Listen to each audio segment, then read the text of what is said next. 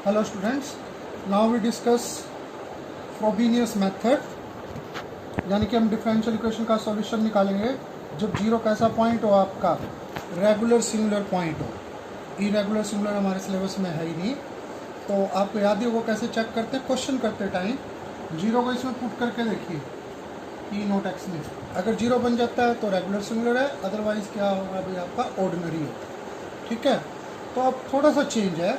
जैसे कि आपको याद हो, जो अगर x equal to zero ordinary point है तो हमने पढ़ा था कि इसका एक पावर सीरीज सॉल्यूशन होता है। उसी तरीके से विदाउट प्रूफ थ्योरम है अपने सिलेबस में, अगर x इक्वल टू जीरो एक रेगुलर सिंगुलर पॉइंट हो तो इस डिफरेंशियल इक्वेशन का एक सॉल्यूशन होगा, वो इस टाइप का होगा। देखिए ए नोट एक्स की पावर के, ए वन एक्स की पावर के plus one, a two x की पावर के प्लस टू, सोन। और जबकि ए नोट जीरो नहीं है, पहले तो यही डिस्कस कर लेते हैं ए नोट जीरो क्यों नहीं है। मान लो ए नोट जीरो है तो ये टर्म खत्म होगी, इसका नाम ए नोट रख सकते हैं फिर ऑब्वियसली, तो इसीलिए मान के चल रहे हैं कि क्या ए नोट जीरो नहीं है। आप देखिए इसका डेरिवेटिव निकालें, तो क्या बनेगा, के ए नोट एक्स की पावर के माइनस वन और के प्लस वन ए वन एक्स की पावर के, सो। ध्यान से देखिए, क्या ए नोट वाली टर्म खत्म हुई? नहीं। जैसे कि मेरे कहने का मतलब है, जैसे पिछली बार हम यहाँ एन जीरो से इन्फिनिटी ए एन एक्स की पावर देखिए के प्लस एन, और पिछली बार जब समेशन स्टार्ट करते थे तो कहाँ से करते थे, वन से, लेकिन अब की बार कहाँ से स्टार्ट करेंगे, जीरो से। ये देखिए इसका डेरिवेटिव आ गया के plus n a n x की पावर के प्लस एन माइनस वन। ये चेंज है। ऑर्डिनरी पॉइंट में यहाँ वन लिखा करते थे, यहाँ पर अब की बार क्या है, जीरो है। ऐसे ही मान लीजिए अगर डबल डेरिवेटिव निकालना है, डबल डेरिवेटिव, तो वो क्या होगा, वो होगा समेशन एन जीरो से इन्फिनिटी के प्लस एन माइनस वन ए एन एक्स की पावर के प्लस एन माइनस टू।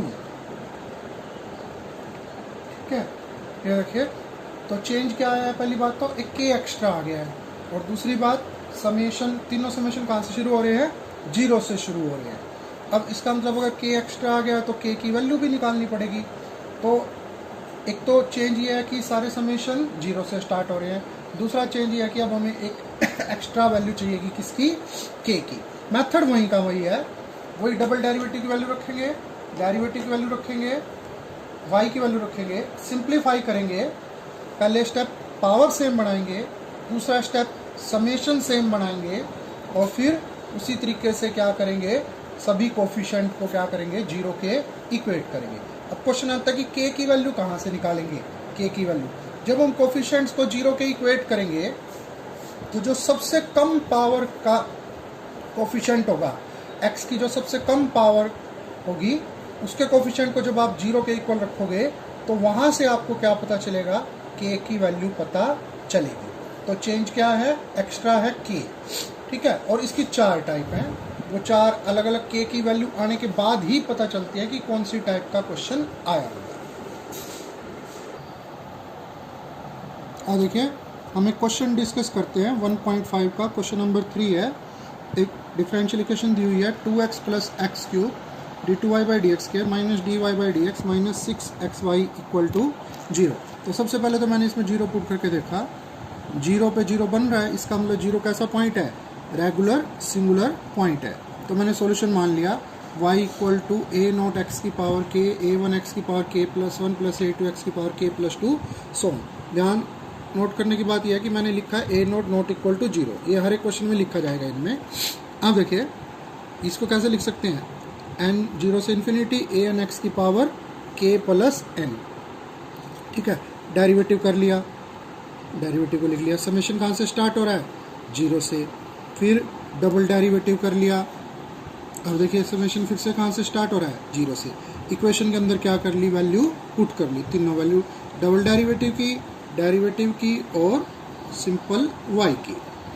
अब अंदर मल्टीप्लाई कर लिया 2x, चार समेशन बन जाएंगे, 2x 2 एक पावर इंक्रीज होगी, k plus n minus one होगी, फिर x क्यूब था एक्स क्यूब था तो पावर होगी k प्लस एन प्लस 1। यहाँ पर कुछ नहीं था, ये सिंपल एज इट इज़ रह गया और 6x अंदर चला गया, ये रहा। ठीक है, अब ये थोड़ा सा पिछले वाले मेथड से इजी हो जाता है। ध्यान से देखिए, 4 समेशन है, 4 में से 2 में पावर सेम, समेशन सेम, 2 में पावर सेम और समेशन सेम।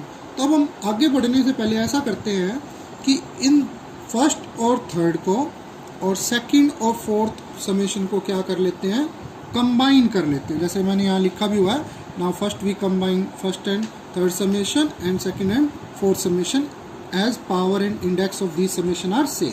ठीक है, तो ये थोड़ा छोटा पड़ता है दूसरे वाले मेथड से जो हमने पहले डिस्कस करा है। देखिए, मैं आपको कंबाइन करना सिखाता हूँ। जैसे मेरे को फर्स्ट और थर्ड समेशन कंबाइन करना है। अब ध्यान से देखो, मैंने क्या करा, ये रफ करके रखा हुआ आपके लिए। k प्लस एन को ना रफ में t मान लीजिए, k प्लस एन को t। तो देखो ये क्या बन गया, 2t t माइनस 1 an और ये माइनस का क्या t an। ठीक है ना, x की पावर तो कॉमन आई गई। तो अब इन दोनों को अगर मैं an कॉमन निकाल लूँ तो देखिए क्या बनता है, t common 2t minus 2 minus 1, ये हो गया t 2t माइनस 3, जिसको कि मैंने बाद में लिख दिया t कौन था हमारा, k plus n 2k plus 2n minus 3 an। ऐसे ही अब देखो सेकंड और फोर्थ को कंबाइन करते हैं। यहाँ देखिए ध्यान से, k प्लस एन को क्या मान लिया है, k प्लस एन को मान लिया t, तो ये तो कौन है, t इंटू टी माइनस 1, और ये कौन बनेगा, माइनस का ओनली 6, ये रहा यहाँ पर देखिए, यहाँ पर t into T minus 1 an minus का 6, an कॉमन निकाल लिया, T square minus T minus 6। अब इसके फैक्टर बना लिए, फैक्टर बन गया t माइनस 3 और t प्लस 2, जिसको कि मैंने इकट्ठा कर लिया है। t कौन था, k प्लस एन माइनस 3 और k प्लस एन प्लस 2। अब हमारे 4 समेशन की बजाय क्या रह गए हैं, 2 समेशन रह गए हैं।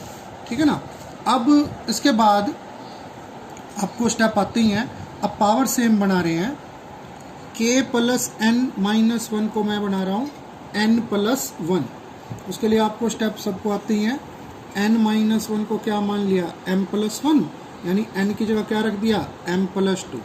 जब n 0 से स्टार्ट हो रहा था तो m कहाँ से स्टार्ट हो रहा है, -2 से। हाँ देखिए, n की जगह पुट कर लिया m प्लस 2, और आपको ये सारे स्टेप आते ही हैं कि समेशन हमने क्या, पावर हमने क्या बना ली, सेम बना ली। m की जगह वापस क्या लिख लिया, स्टेप में मैंने दोबारा से n लिख लिया। अब पावर तो सेम हो गई, समेशन अलग अलग हो गई, वो स्टेप भी आपको आता ही है। अब मैंने -2 और -1 इसका खोल लिया, ये 2, और n कहाँ से स्टार्ट हो गया, अब 0 से स्टार्ट हो गया। अब देखिए यहाँ पहुँच के हम k की वैल्यू निकालेंगे। अब 2 टर्म है मेरे पास, 2 टर्म, k की वैल्यू कहाँ से निकालेंगे, k की वैल्यू निकालेंगे जो सबसे कम पावर की वैल्यू होगी ना, सबसे कम पावर की टर्म होगी x की, उसके कोफिशिएंट को क्या पुट करेंगे, 0। तो यहाँ पर मैंने k इंटू 2k माइनस 3 को क्या पुट कर लिया, 0। a नोट हमारा 0 था नहीं, k की वैल्यू आ गई 0 और 3/2। यहाँ आके देखिए पहली टाइप है, अगर k की दोनों वैल्यू क्या हो, अलग अलग हो, उनके बीच में इंटीजर का डिफरेंस ना हो, तो ये फर्स्ट टाइप है फ्रोबेनियस मेथड की। देखो दोनों अलग अलग हैं और इनके बीच में इंटीजर का डिफरेंस नहीं है, तो k की दोनों वैल्यू पता चल गई। अब दूसरी टर्म को 0 के इक्वेट करा, अब k की वैल्यू रख के देखिए, अगर 0 रखता हूँ k की जगह तो भी a1 0 आ रहा है, और 3/2 रखता हूँ तो भी a1 क्या आ रहा है, 0 आ रहा है, यानी a1 की वैल्यू तो क्या होगी आपकी, 0 ही होगी। ठीक है ना, उसके बाद अब आपको पता ही है, बाकी कोफिशिएंट को क्या कर लिया, 0 के इक्वेट कर लिया, an प्लस 2 आ गया मेरे पास। फिर मैंने वहाँ से a2, a3, a4, a5, a6 पुराना जैसे तरीका था एज इट इज़ वैल्यू निकाल ली। जैसे बस अब फ़र्क ये है, पहले k नहीं आया करता था, अब देखिए k आ रहा है हमारे पास सारा। तो मैंने फिर जो हमने सॉल्यूशन माना था इक्वेशन 2, उसमें वैल्यू रख ली, a नोट x की पावर के, a1 मेरा 0 है, a2 की वैल्यू आ गई, a3 मेरा 0 है, a4 की वैल्यू आ गई, a5 मेरा 0 है, सो ऑन। ठीक है, अब इन सब में से आप यहीं देखिए ध्यान से, सब में से x की पावर k और a नोट क्या आ रहा है, कॉमन आ रहा है। तो हमने क्या करा,